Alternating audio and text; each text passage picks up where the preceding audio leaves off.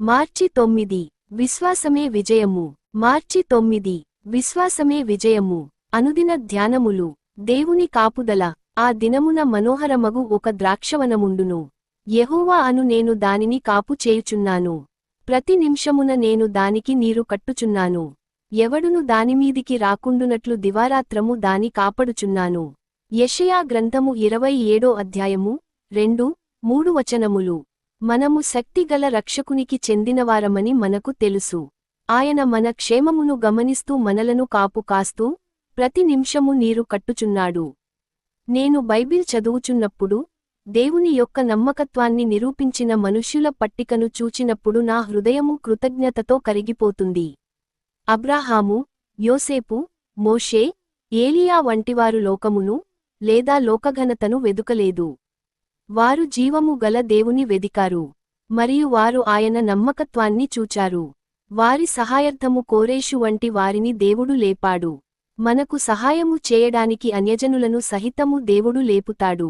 దేవుడు మనకు కావలసిన అవసరతలను కుమ్మరించగలడు. మన శత్రువు బయట కాదు గాని మనలోనే ఉన్నాడు. ఆ ప్రాచీన పురుషుడు తిరిగి లేవకుండునట్లు మెలకువ కలిగి ప్రార్థన చెయ్యాలి. వెలుపల నున్నవారు ఎవరును మనకు హాని కలిగించలేరు. మనము దీనులమై మన హృదయాలను శుద్ధిగా ఉంచుకొనున్నప్పుడు మనలో నుండి ప్రవహించడానికి పరలోకము మార్గములను కనుగొనును. తనను తానే వెదుకువాడు చివరికి కనబడకుండా పోయేటంత సూక్ష్మముగా అయిపోతాడు. దేవుని రాజ్యము కొరకు తన్ను తాను వెచ్చించుకొను మనుష్యుడు తన హృదయము ప్రపంచాన్నంతటిని చుట్టివచ్చు వరకు అంతకంతకు ఎదిగిపోతాడు. విశ్వాసము అంత్యకాలములను చూచును. అంత్యకాలములను గూర్చిన సూత్రమును ఇది కనుగొనును. క్రీస్తు యొక్క కాలమును మోషే చూచాడు. కొంతదూరములో నుండి అతడు యేసును చూచాడు. రాబోవు దినములలో యాకోబు వేరుపారును.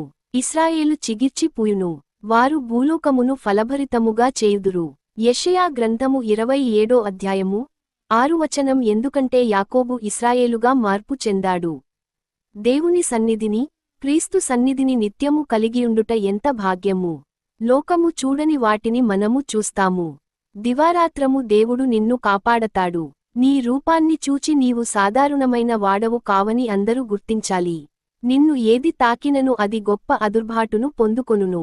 ఎందుకనగా కంటిలో కనుపాప వలె దేవుడు నిన్ను కాపాడును. ఆయనను రుజువు పరచుటకు ఇది మనకు ఇవ్వబడినది. నీ ప్రతి మాటను నీవారే విమర్శించవచ్చు. అయితే నీవు దేవుని ఆత్మీయ ఫలాలతో నింపబడియుంటే వారే నీ దగ్గర నేర్చుకోవాలని కోరుకొందురు. ప్రతి